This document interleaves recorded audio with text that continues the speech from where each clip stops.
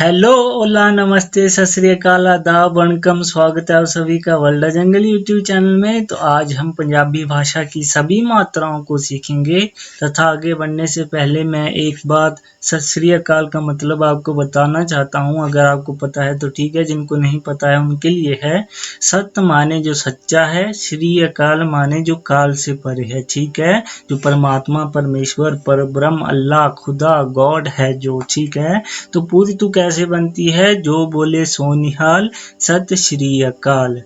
जो भी सत श्री अकाल बोलता है वो निहाल हो जाता है, धन्य हो जाता है, ठीक है। उम्मीद है आपको समझ आ गया होगा। चलिए आगे बढ़ते हैं।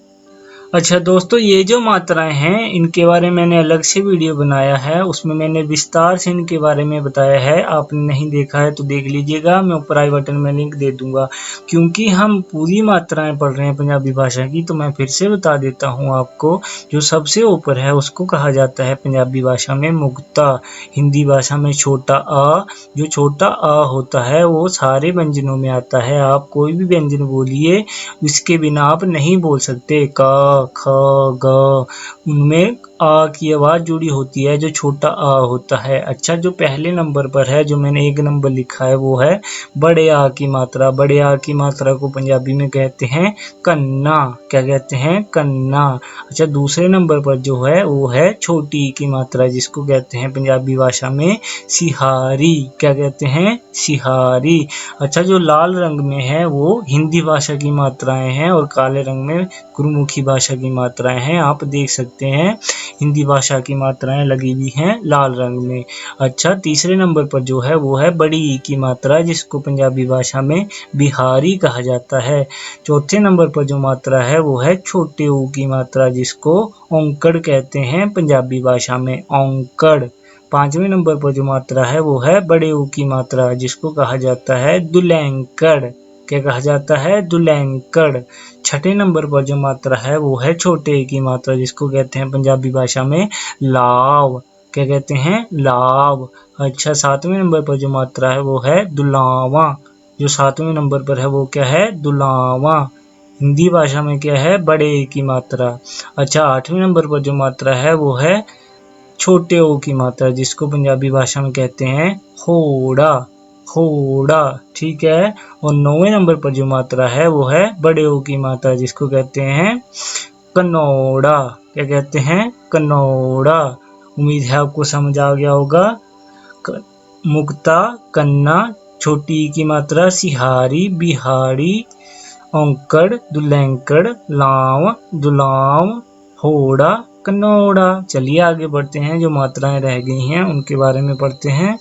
अच्छा दोस्तों, मेरी बात को ध्यान से सुनिए। इससे आगे जितनी भी मात्राएं आएंगी उनको लग अक्षर कहते हैं पंजाबी भाषा में। लग माने अलग और अक्षर माने अक्षर, ठीक है। पंजाबी में अक्षर को अक्षर कहते हैं। अच्छा, तो उसमें पहले नंबर पर है वो है अदक। अदक मतलब अर्धचंद्र की तरह होता है।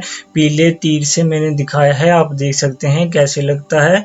अच्छा, अदक का इस्तेमाल आप किसी भी अक्षर के साथ कर सकते हैं और मात्राओं में सिर्फ आप 3 मात्राओं के साथ कर सकते हैं। कौन कौन सी? पहले नंबर पर है अ माने मुक्ता के साथ आप अर्धचंद्र का इस्तेमाल कर सकते हैं। दूसरे नंबर पर है सिहारी। सिहारी मात्रा होती है ना, सिहारी मतलब छोटी की मात्रा के साथ भी आप अर्धचंद्र का इस्तेमाल कर सकते हैं। अब मैंने दूसरे नंबर पर सा लिखा है, सा को सिहारी लगा दी मैंने और अर्धचंद्र भी लगा दिए साथ में, ठीक है।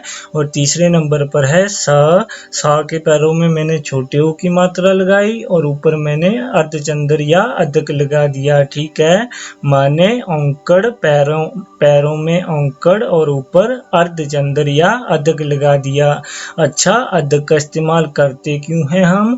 अदक का इस्तेमाल इसलिए करते हैं जब भी आपको किसी अक्षर पे ज्यादा जोर डालना हो, ज्यादा बल डालना हो, डबल बल डालना हो, तब हम अदक का इस्तेमाल करते हैं उस अक्षर के साथ जिस पे हमको बल डालना हो। उम्मीद है आपको समझ आ गया होगा। तो चलिए आगे बढ़ते हैं।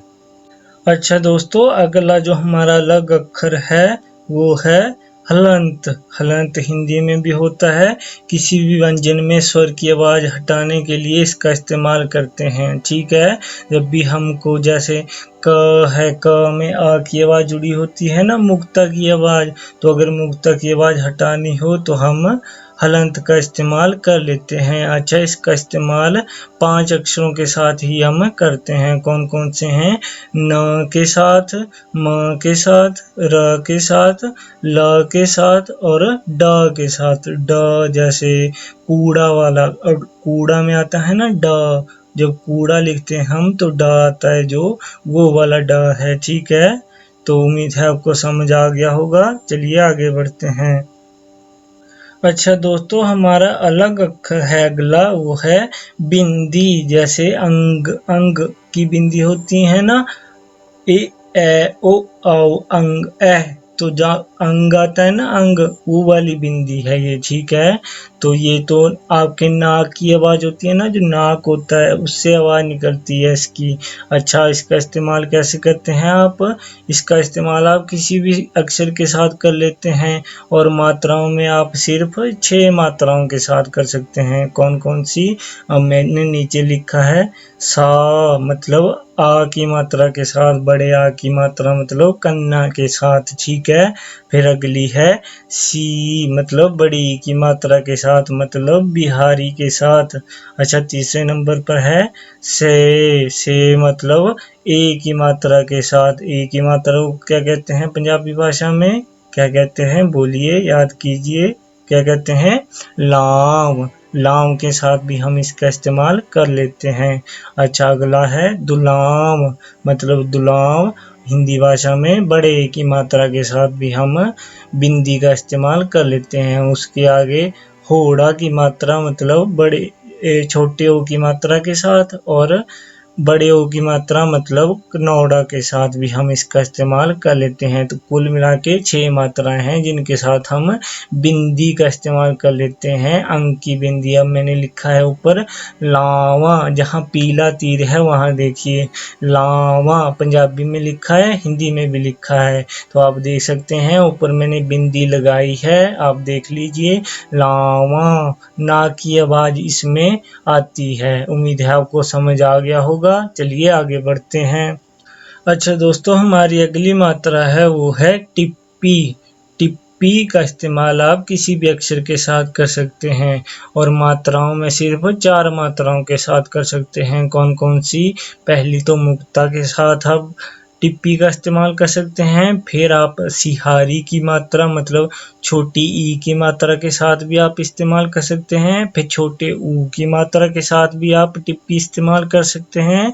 फिर बड़े ऊ की मात्रा के साथ आप टिप्पी का इस्तेमाल कर सकते हैं। माने मुक्ता के साथ, सिहारी के साथ, औंकड़ के साथ और दुलैंकड़ के साथ आप टिप्पी का इस्तेमाल कर सकते हैं।